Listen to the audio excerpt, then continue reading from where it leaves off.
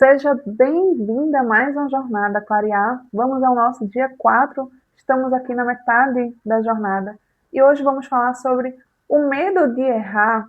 Muitas vezes nos atrapalha muito mais do que nos ajuda. Se a gente for olhar para por que eu tenho medo de errar, por que eu não faço o que eu quero fazer, e muitas vezes vem de um pré-pensamento onde a gente fica achando que vamos ser julgados, que vamos ser retirados da sociedade, do nosso círculo social, do nosso grupo de amigos, significa que nós estamos tentando nos proteger. Porque isso já representou um risco à nossa sobrevivência lá atrás, na era primitiva, onde vivíamos em bando, precisávamos uns dos outros para sobreviver. E se fôssemos rejeitados daquele grupo, iríamos correr um certo risco de vida. Muito provavelmente, em pouco tempo, não teríamos mais como sobreviver dentro daquele meio tão hostil.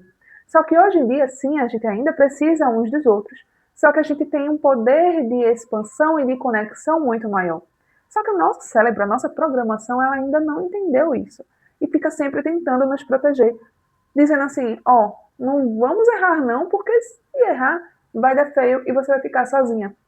Entra muita questão de medo de abandono, de medo de julgamento, que talvez, muito provavelmente, foi reforçado também na nossa infância, na nossa adolescência, não porque as outras pessoas que lidavam conosco queriam reforçar esse medo, né? Acontecem os excessos, mas a maioria das vezes a pessoa faz o melhor que ela tem para dar, só que a nossa criança, o nosso adolescente interno, o nosso momento, a nossa consciência daquele período traz um entendimento de julgamento, de rejeição e de ferida emocional muito grande. E isso vai causar uma programação pelo forte impacto emocional ou através da repetição, que senti isso hoje, senti isso amanhã, e a gente vai criando uma casca de sobrevivência ao longo dos anos automaticamente, sem essa percepção de forma consciente. Então a gente começa a acreditar que o perfeito é totalmente seguro e a gente fica com medo de tentar, com medo de errar, porque eu posso falhar. E se eu posso falhar, eu não vou ser suficiente. Se eu posso falhar, eu não vou ter autoridade. Se eu posso falhar, eu não estaria aqui pensando que eu poderia estar gravando algo errado, falar algo errado, não ter uma boa dicção, não ter a melhor roupa, não ter o melhor cenário, eu nunca começaria. Então, o que é que você tem tentado evitar com medo de isso aqui não está perfeito? E aí a gente entra num processo de que muitas vezes olhamos para o bastidor nosso em comparação com o palco da outra pessoa. Como assim, cara? A gente olha para a vida das pessoas e a gente só olha o palco, a gente olha a peça sendo construída, a peça que está sendo apresentada, principalmente nas redes sociais, no Instagram, no TikTok, aqui no YouTube. Então, eu vou mostrar o meu faturamento, vou mostrar quanto eu já ganhei, eu já vou mostrar o meu carro, a minha casa, a minha família que eu construí. Enquanto isso, quem está assistindo ainda está naquele processo de plantação, ainda está naquele processo de que está lutando para sobreviver, está lutando para conquistar alguma coisa material, para conquistar uma família, para ser aceito, para ser amado.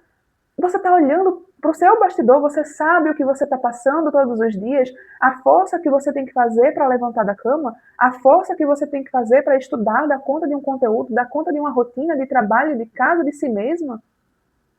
Não é justo com você comparar a sua história, o seu bastidor, com o palco das outras pessoas.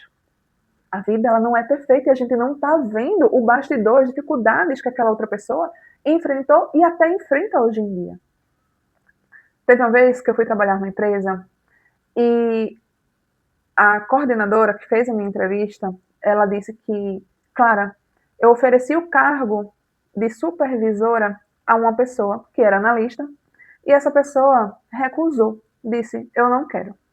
Só que ela já tinha observado, ela não me disse nomes, então até hoje eu não sei quem foi, e ela já tinha observado que essa pessoa era uma pessoa que sempre reclamava do salário, ela queria mais, ela queria ganhar mais, ser mais reconhecida. E quantas vezes acontece isso em algum aspecto com a maioria ou com cada um de nós, que eu quero sim mais reconhecimento, eu quero sucesso, eu quero mais dinheiro, mas eu não quero arcar com as responsabilidades e com o preço que aquilo me traz. com o que o cargo me traz, com a responsabilidade de ter que ser até mesmo chata perante os meus colegas de trabalho que antes eram pares e agora eu sou superior. Então, vem também esse perfeccionismo de, poxa, e se eu não der conta? Se eu não der conta, eu vou ser demitida? Se eu não der conta, eu não consigo arrumar outro emprego na mesma posição porque eu elevei aqui o nível. E eu também não consigo voltar para o nível anterior para receber menos. Percebe? É formas de proteção que, se a gente não observar, se auto-sabotam.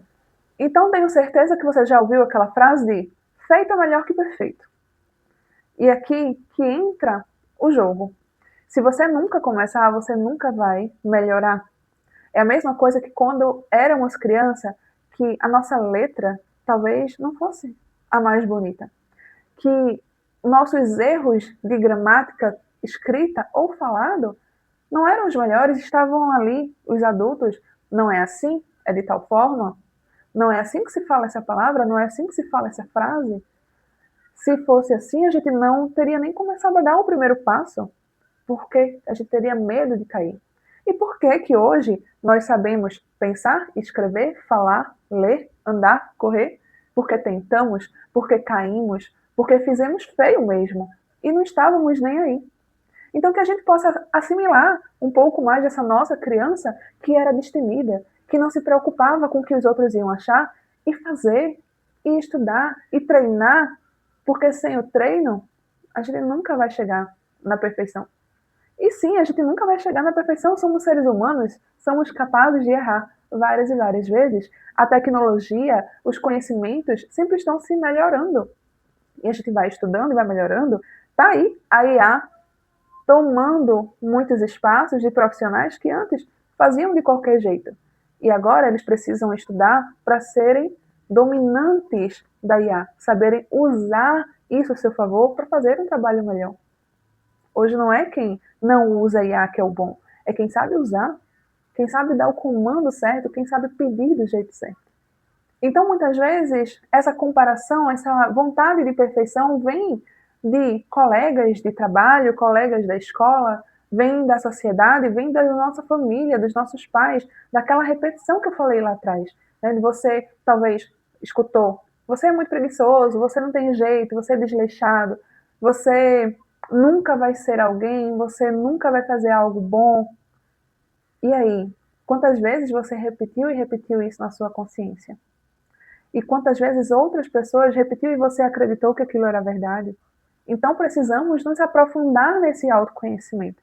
Precisamos conhecer o que foi que eu escutei, o que é que eu sinto hoje, e dentro desse processo de autoconhecimento, a gente possa melhorar, a gente possa observar que aquilo ali não é algo de hoje, não é algo do meu presente, é algo de lá de trás, que soa como um eco, e precisamos começar a olhar e dizer, opa, agora eu mando, agora eu sou a adulta, e agora eu vou fazer diferente.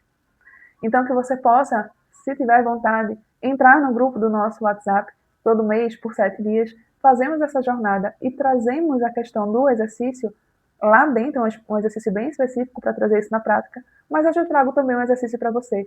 Observe por que você está se cobrando, revise esse vídeo e tenha noção que não é justo comparar o seu bastidor com o palco do outro. Um beijo grande, fica com Deus e até a próxima.